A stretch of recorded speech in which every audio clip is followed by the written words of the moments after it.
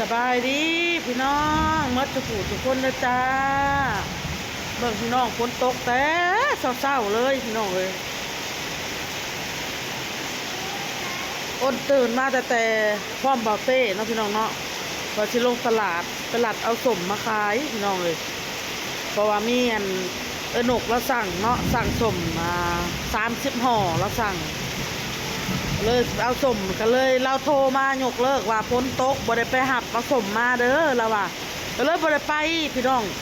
นี่จะไปพาออโต้ไปซื้อขนมแล้วกันมาหยั่วออโต้แล้วกันบาเต้กับแข่งฝนไปเวียกมื้อเช้านี่ฝนตกแห้งแท้แห้งว่าเบิ่งน้ำนี่เบิ่งน้ำสังเกตเป็นน้องเมื่อพี่น้องถ้าว่าไม่อ้นเมียนแล้วเรียบร้อยแล้วเป็นระบบระเบียบคือว่าแนมไปกับแปนหูแปนตาเนาะพี่น้องเนาะเลยฝนตกพี่น้องเอ้ยเปียกมาเลยนั่นค่ะพี่น้องกระโหลกกระโหลกเขาเนี่ยฝนสาดเข้ามาเนาะ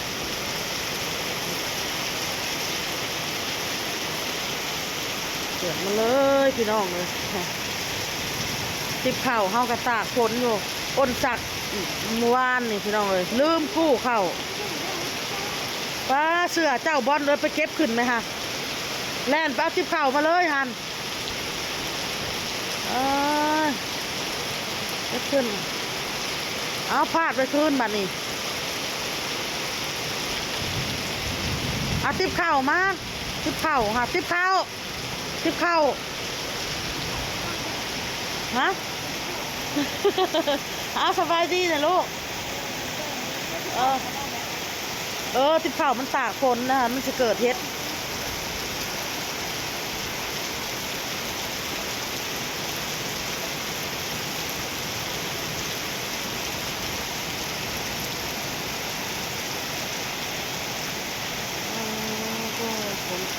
หมอนเฮาคือบอกเก็บมาเนี่ยลูกค่ะกับยาดมมาเก็บมาเนี่ยค่ะ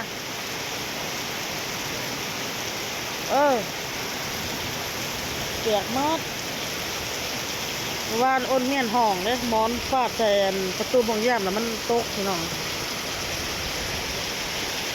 เป็นน้ำเพราะมีแต่น้ำมัดพี่น้องเลยผม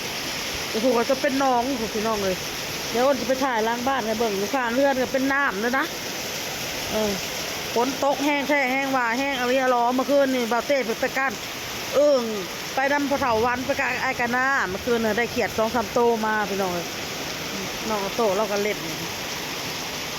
โตกับญาติพี่น้องเลยมาออกมาตัวไหนสิพลาดไปลูกไปเข้า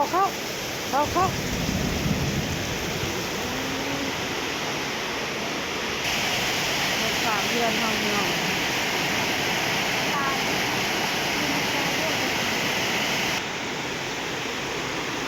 มาเบิ่งน้องข้างหลังเขา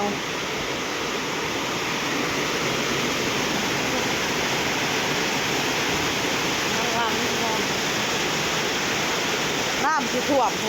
เก่งอันนี้แหละพี่น้องน้ำ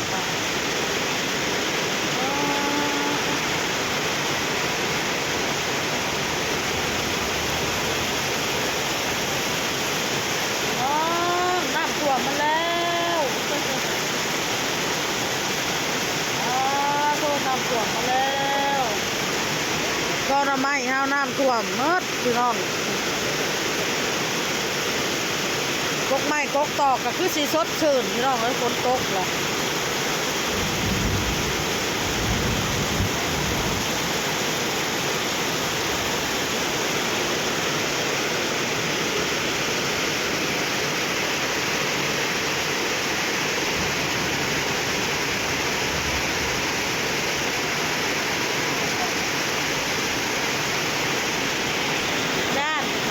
ญาติน้องบ่กล้าออกมา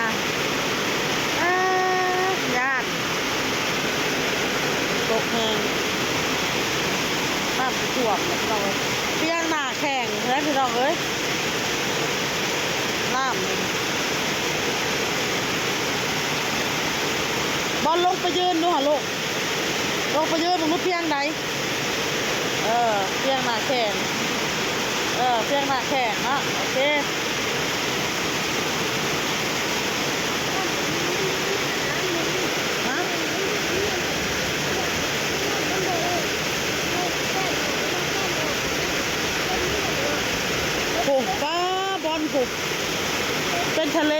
คือทางผู้พี่น้อง